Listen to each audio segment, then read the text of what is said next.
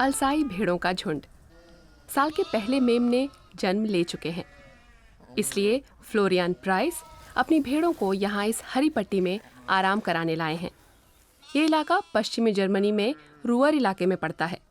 आमतौर पर वे अपने जानवरों के साथ चलते ही रहते हैं। फ्लोरियान जर्मनी में बचे गिने चुने गडरियों में से एक हैं। जर्मनी में लगभग 1000 पेशेवर गडरिये बचे हैं। ये बहुत ज्यादा नहीं है। पता नहीं युवा लोगों में से कितने इस काम को करना चाहते हैं। मैं तो इस काम को पूरे जोश और जुनून के साथ करता रहूंगा। ये पेशा मर रहा है, इसमें ज्यादा कमाई नहीं है, आप अमीर नहीं होते।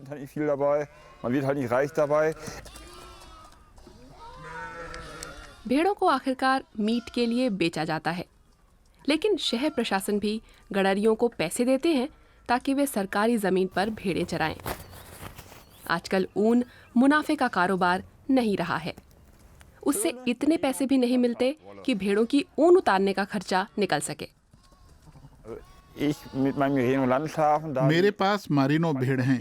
उनकी ऊन सबसे बढ़िया होती है। मुझे प्रति किलो 1 यूरो मिलता है।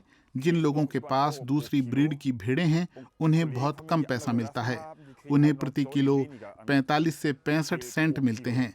कुछ लोग तो ऊन बेचते ही नहीं हैं, उसे जला देते हैं या फिर फेंक देते हैं। प्राइस की ऊन चीन जाती है, जहां उसे प्रोसेस किया जाता है और उससे गद्दे, सोफे, कालीन और कपड़ों के दूसरे उत्पाद बनते हैं। इनमें से कुछ वापस यूरोपीय बाजार में लौट आते हैं, जहां उसे ऊंची कीमतों पर बेचा जाता है। ये बात ब्रिगिटा पापा को नाराज करती है। ये पूरी तरह से बेतुका है। खरीदार ऊन यहाँ खरीदते हैं और उसे धुलवाने के लिए चीन भेजते हैं, फिर उसे पैकेजिंग के लिए पेरिस भेजा जाता है और फिर हर किसी को वही चाहिए होता है। ब्रिगिटा एक टेलर हैं, सब कुछ खुद सीखा है। शुरू में उन्होंने डेंटल असिस्टेंट की ट्रेनिंग ली, लेकिन अब वे पूरे जोश के साथ ऊन के कारोबार में लगी हैं। वे अपने प्रोडक्ट्स को मोज़ेल ट्वीड कहती हैं। मैं हैरिस ट्वीड की फ़ैन हूँ। वो भी ऊन की एक किस्म है। तो मैंने सोचा कि हमारे इलाके की भेड़ों की ऊन से कपड़े बन सकते हैं या नहीं, और पता चला कि इससे तो अच्छे कपड़े बनते हैं। फिर मैंने फैसला किया कि स्थानीय ऊन को बचाने के लिए मैं पूरी कोशिश करूंगी। ये कपड़ा जर्मनी में बना है और उसमें पूरी तरह स्थानीय ऊन लगी है। पापा के स्टॉक में लगभग 100 मीटर कपड़ा मौजूद है। कंपनी इस मटेरियल से बनियान, टोपी और कोट बनाती है। पापा को वागनफेल्डर स्पिनिंग मिल से मदद मिलती है। कपड़े के वैश्विक बाजार में स्थानीय स्तर पर कपड़ा तैयार करना मुश्किल है। उत्पादन लागत बहुत ज़्यादा है और मात्रा बहुत कम। पापा की ऊन यहीं प्रोसेस होती है, डाई होती है और यार्न बनता है। अंतर्राष्ट्रीय बाजार में जर्मन भेड़ों से मिलने वाली ऊन शायद ही कोई भूमिका निभाती है। हमारे यहाँ दुनिया भर से ऊन आती है, न्यूजीलैंड, ऑस्ट्रेलिया और दक्षिणी अमेरिका तक से, और इंग्लैंड से भी। हम अपनी ज़रूरत के मुताबिक दुनिया भर से ऊन मंगाते हैं। मिल को हर महीने जर्मनी से सिर्फ 10 टन ऊन मिलती है।